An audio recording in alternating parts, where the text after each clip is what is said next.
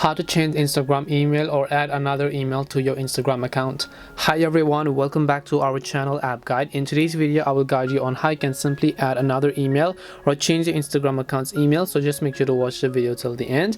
In order to change your Instagram account's email, all you have to do is first of all just go ahead and launch Instagram.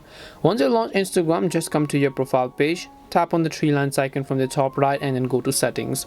And now once you come to settings, go to the option called account, and once you go to account, tap on personal information.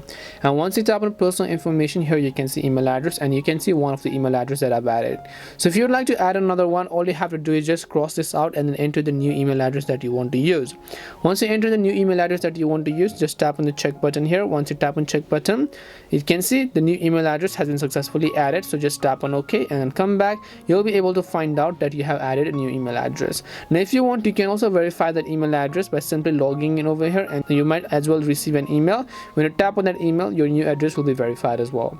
That's simply how you can simply change email address on Instagram. We hope the video was really helpful, and if it did help you, then make sure to leave a like and subscribe to our channel.